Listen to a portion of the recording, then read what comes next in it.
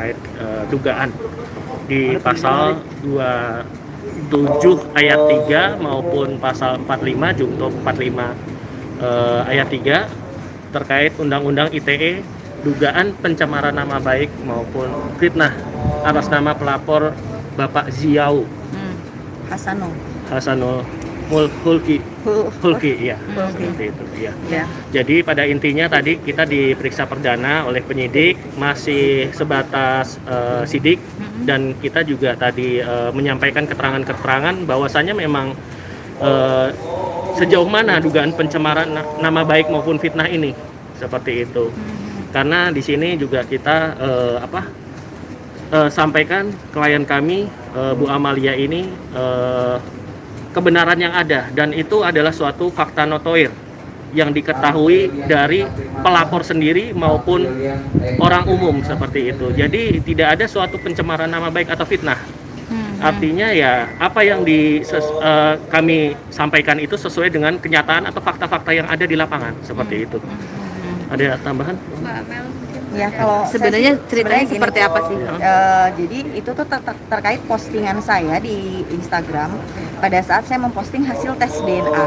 Kan hasil tes DNA itu berarti membuktikan suatu kebenaran bahwa memang Anjani dan Jen Abel itu memiliki satu ayah biologis yang sama. Itu adalah suatu fakta yang tidak bisa kita pungkiri kan. Nah, selama ini saya di media selalu melihat dan mendengar saudara Ziau, yaitu lawyernya saudara Bambang Pamungkas itu, dia selalu menyampaikan bahwa saya ngaku-ngaku ya kan, saya ini itu adalah anak-anaknya bukan anak-anaknya Bambang Pamungkas, kemudian saya macam-macam lah yang sebenarnya itu mencoreng nama saya, tapi saya tidak melaporkan dia karena saya berpikir sudahlah mungkin itu memang pekerjaannya. Maka dari itu saya posting dengan caption yang isinya itu mengingatkan beliau ya kan, tapi tidak menyebutkan nama ya? Oh, menyebutkan, saya memang menandai beliau dengan men-tag beliau dan dengan niat mengingatkan bahwa kita awalnya sebagai sesama muslim dulu ya, bahwa sudahi kebohongannya gitu. Yaudah gitu, sudahi kebohongannya, ayo kita berdamai. Sebenarnya intinya itu. Saya ngajak beliau untuk takut kepada Tuhan, ya kan. Saya ngajak beliau juga untuk jangan diteruskan lagi bohongnya, karena kan fakta sudah ada tes DNA ini. Kenapa dia selalu berbicara hal yang sebaliknya? Kemudian apalagi pada saat mediasi di Pengadilan Agama Jakarta Selatan, saya kan bertemu dengan saudara Ziau itu. Di situ kan ada pembicaraan antara saya yang tertutup ya, ditutup dari media, bahwa dia tuh sebenarnya mengetahui kalau saya tuh pernah menikah secara agama dengan saudara Bambang Pamungkas dan ada anak. Tapi begitu mediasi tidak terjalin ya kan, akhirnya dia bicara di publik bahwa saya ini ngaku-ngaku ya kan sebenarnya itu kan pencemaran nama baik saya dong, saya dianggap ngaku-ngaku gitu. Nah, jadi saya postingan saya itu hanya untuk mengingatkan beliau sebagai sesama muslim agar tidak berbohong lagi gitu. Tidak ada niat, maksud maupun tujuan kita juga mencemarkan nama baik dari Pak Ziau ini. Apalagi kalau fitnah sih jelas bukan ya, karena kan fakta. Karena fakta yang ada di lapangan, dan itu merupakan fakta notoir. Artinya semua orang umum tahu dan Pak Ziau itu juga tahu. Seperti itu. Kaget nggak sih Bunda tahu-tahu dilaporkan di sini dan pada laporan itu setelah kamu melaporkan?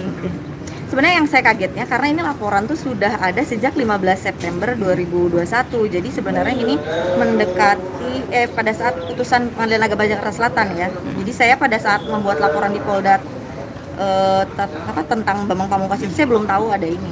Itu aja sih, hanya jadi udah lebih dulu melaporkan. Itu aja. Tadi ada berapa pertanyaan Mbak, kalau boleh tahu? Berapa?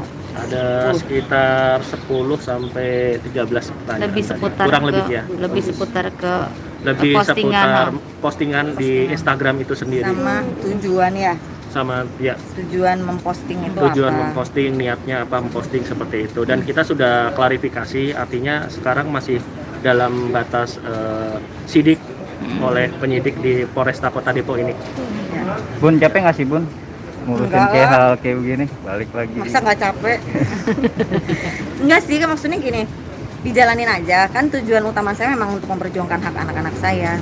Cuman saya tuh hanya bertanya-tanya, ini saudara Bambang Pamungkas ini sebagai seorang laki-laki ya kan, udah nggak mau bertanggung jawab ya kan, terus sekarang dia berbuat seperti ini kepada ibunya anak-anak. Maksudnya tuh di mana hati nuraninya kepada anak-anak, bukan pada saya ya, di mana gitu. Saya kan sudah memperjuangkan hak anak saya juga harus mencari nafkah, saya juga harus mendidik mereka, mengurus mereka. Sekarang dia berbuat seperti ini, Melaporkan. padahal dia tahu faktanya bahwa dia benar memang bapaknya gitu. Jadi saya cuman agak-agak gimana ya, aduh menyayangkan aja. Ada ini nggak sih kayak semacam ini kan memposting di media sosial, ada rasa kekhawatiran lagi nggak sih nantinya lebih berhati-hati karena mungkin maksudnya sih karena baik saya ya. cuma posting pada saat itu aja. Setelah itu saya nggak pernah posting lagi. Jadi itu bukan menjadi suatu kebiasaan saya sebenarnya untuk men-tag dia terus-menerus. Itu saya tag karena muncul hasil tes DNA. Jadi kan itu suatu fakta yang saya tuh ingin ngingetin dia bahwa ya mohon maaf, saya kan muslim, dia juga muslim. Saya ingatkan dia jangan bohong lagi. Ini untuk kebaikan akhirat dia. Tujuan saya itu. Novel mengingat kemarin kabarnya Mas BP dipanggil tapi mangkir lagi ya dari Polda. Iya, kemarin katanya ada panggilan. Mungkin seperti apa sih komentarnya kalau soal mangkir? Menanggapinya. Gimana Pak? Silakan.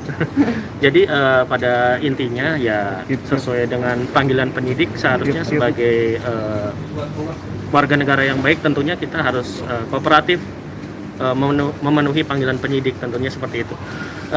Teman-teman rekan wartawan juga bisa menilai sendiri kan kalau mangkir dari panggilan penyidik itu seperti apa, kan seperti itu. Ya. Bang, nanti kalau kedepannya tidak ada Panggilan kedua tidak datang lagi. tidak dari kepolisian, kemungkinan untuk jemput paksa gitu Bang. Ada kalau kemungkinan sesuai dengan undang-undang ya pasti ada panggilan kedua dan panggilan ketiga dan jemput paksa, seperti itu ada semua aturannya. Ya kami harapkan juga pihak dari BP juga bisa bekerja sama dengan penyidik, artinya ya sesuai dengan panggilan penyidik ya dihadiri seperti itu. Tapi sejauh ini komunikasi seperti apa sih dengan Nggak ada komunikasi. permasalahan saat ini? Enggak ada komunikasi. Sejauh ini tidak ada Ya, komunikasi. tapi saya selalu bilang di media manapun bahwa saya membuka pintu damai, ya kan. Jadi tunjukkan itikat baiknya sebagai seorang bapak kepada anaknya, itu aja sih. Ya, contoh misalkan nih saya ada panggilan penyidik, saya kan tunjukkan itikat baik saya, ya kan, istilahnya mau apapun yang terjadi saya tunjukkan. Nah, saya harap juga Begitu saudara juga. Bambang bisa seperti itu. Ngomongin soal damai mungkin ini kan Bunda sendiri dipanggil akhirnya. Adakah nanti pintu damai tertutup? Ya kalau sebagai sesama muslimah harus damai ya Pak ya, kalau memang Iya. itu jalan yang terbaik. Jadi dari kita, dari kuasa hukum Law Office Ali Nurdin and Partner juga sampaikan kepada Bu Amalia apabila memang dari perkara ini juga kita sebenarnya terbuka lebar untuk perdamaian itu. Jadi kita juga menginginkan adanya itikat baik Ya. seperti itu. Untuk dari- kepentingan anak-anak ya, tapi bukan damai untuk kepentingan keegoisan orang Iya. dewasa ya. Maksudnya kepentingan keegoisan seorang BP atau keegoisan saya, enggak. Saya ini memang kita damai ayo demi anak-anak gitu. Untuk pemanggilan di sini lagi kapan Mbak udah? Selanjutnya apa Bang? Selanjutnya proses selanjutnya kita masih menunggu karena ini kita masih break. Tadi kita dipanggil untuk diperiksa. Mungkin setelah ini nanti juga ada pemeriksaan lanjutan seperti itu. Iya. Tapi tidak hari ini kan Bang? Tidak hari ini. Tidak Ya. hari ini. Oke, sip. Ya. Terima kasih. Oke, terima kasih. Terima kasih teman-teman wartawan. Ya. Kita sholat dulu ya. Ya.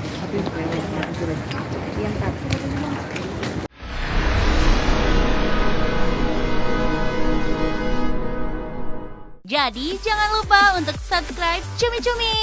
Ditekan ya tombol lonceng merahnya.